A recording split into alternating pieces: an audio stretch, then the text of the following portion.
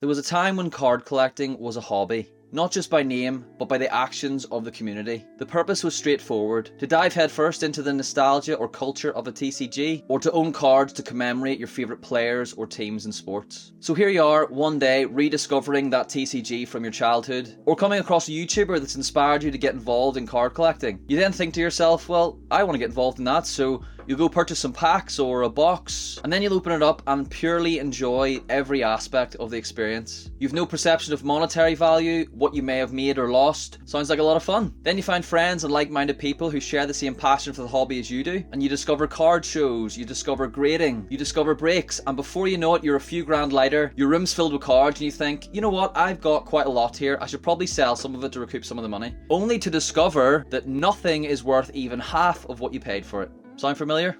I'm sure we've all had a similar story, and if this is something that you relate to, make sure to hit the like button and subscribe to the channel, because in this video, I'm going to have a discussion about what, in my opinion, is the truth of the card collecting hobby today. In an ideal world, we could all make a living doing something that we love. So of course, if you've discovered a new hobby and you've decided, I could turn this into a business, I can generate income from being a collector. So that's all well and good, but obviously without some kind of feasible business plan, it'll very quickly get to the point where you can't make the money that you hoped you would, and you'll end up having to sell everything for maybe a lot less than you got it for and exit the hobby. Something I've seen far too many times. And now a lot of this, in my opinion, is down to oversaturation in the market. And I, for one, am not saying there isn't enough to go around and there shouldn't be healthy competition. But at the moment, if you look at the major platforms such as eBay and whatnot, it is definitely a case of quantity over quality at the moment. There are so many streamers and sellers out there who are undercutting each other, only for them to discover that yet again the aftermarket price doesn't reflect what they've put into it. And even from the day I set foot in the hobby, the concept of comps is something I always questioned. Because it's not always the case that when you go to sell a card or collectible, that what one person paid once before should determine the value of what you own. Now I obviously understand if something is relatively highly printed and there's many sales in and around the same value, that makes complete sense. But when we live in a community that at the moment are all trying to undercut each other with prices, people who don't understand the platforms, so they end up listing cards on eBay for 99p start price, and a card ends up selling for way underneath its value. You're telling me if I own the same card that I now am obliged to sell it for that price? Now, obviously I don't have to sell it for that price, but what I mean by that is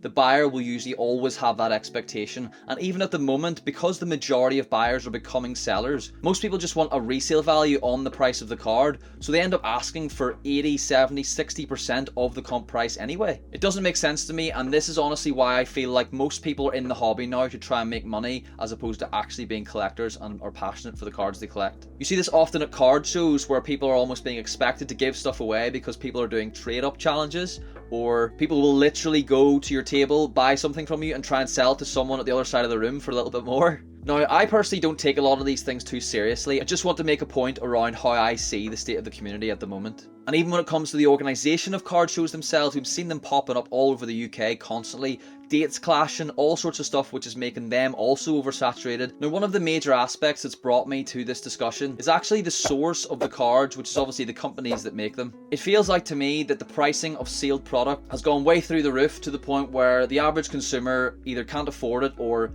99.9% of the time it isn't actually worth their time or money opening. There is a massive disparity in the sealed versus aftermarket price of cards. And to be fair, I'm not saying that's all on the companies that print the cards, but we as a community, as people who need to be self-accountable in this situation, have devalued cards by panicking and selling things as quickly as possible for as cheap as possible just to get it gone. And once that happens enough times, people just aren't going to buy things at the value that they maybe are worth. They're always going to wait for somebody to put it up cheaper. Or at shows, they're going to come up to you and ask for it cheaper than they've seen it online. And it becomes a situation of every man for themselves to save and make the most money. Speaking of making the most money, let's talk about grading as well. Now, grading's a minefield that I could go on about for another 10 minutes, but I want to make a few concise points which really give you my understanding of how grading works, but also what I think it's useful for and why I personally choose to grade. The concept of what people mostly decide to use it for is to essentially buy a card, pay for the grading service on it and hope it hits a high grade, and then sell it on for more, thus gaining profit.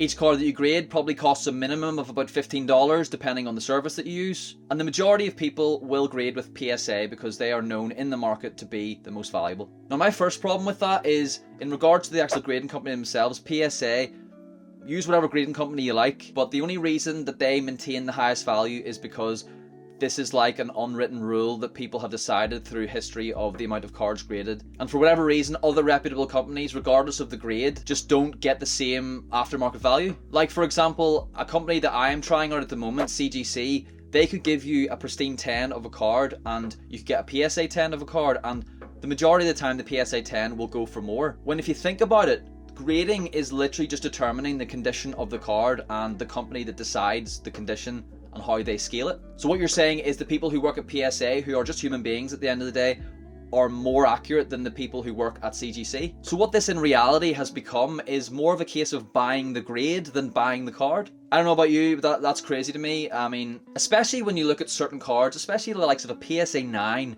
or PSA 8 or whatever other grading company scale that's below a 10, the majority of the time those cards may go for the same, if not less, than the raw copy. Like, you're telling me that isn't crazy, and this isn't something that I'm necessarily complaining about, because trust me, I'm more than happy to buy a PSA 9. Like, I don't need that 10, I just want the card that's inside the slab. And in reality, it is as good as mint condition. But yet again, we as a community have decided this through our actions, through sales data, and creating this endless chase for a massive increase in value through getting a grade 10. Now personally, I only really grade for the PC, so the priorities for me when it comes to grading are encapsulation, how the slab looks. I obviously get an enjoyment and I can make a video out of what the grades actually are, but again, the passion for the hobby and the fun aspect of the experience and the aesthetic look of the slab and the encapsulation are the main things that I look for when I'm grading. Now again, there's absolutely nothing wrong with grading to try and make money. There's obviously different ways to utilize the hobby to your best ability, but all I'm saying and all the point I'm trying to make is we need to rediscover our roots a little bit and go back to why we actually started collecting in the first place, and not always look at it as a business or a monetary thing. I'd honestly love to hear from you in the comments below what your thoughts are about some of the points I've made in this video and what I've discussed. I've no doubt missed a few things because there's so many aspects of the hobby to cover, and you will no doubt hear me discuss these in future videos. But do you think the hobby is too far gone? Are things too expensive? Has money and greed taken over? Like, do you even enjoy it anymore? Do you still collect? What are the reasons you collect? It's definitely made it much more of a personal thing for me because I've always felt that the community didn't align with how I felt about collecting. And it's another major reason why I made this YouTube channel, so I could hopefully connect with other collectors like myself. So hopefully you've enjoyed this video and the points I've made resonate with you. Don't forget to like, subscribe, and let me know your thoughts in the comments below. And I'll see you in the next one.